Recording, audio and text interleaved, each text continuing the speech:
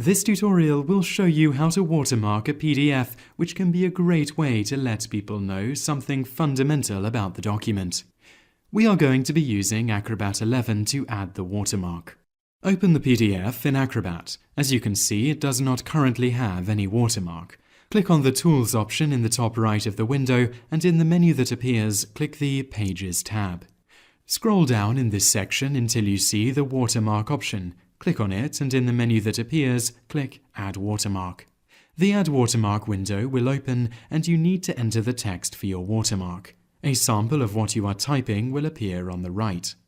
By default, it will appear as black, Arial text on a straight line, but you can easily change this. Here, we will make the text larger, lower the opacity, and give it a 45-degree rotation so that it spans more of the page.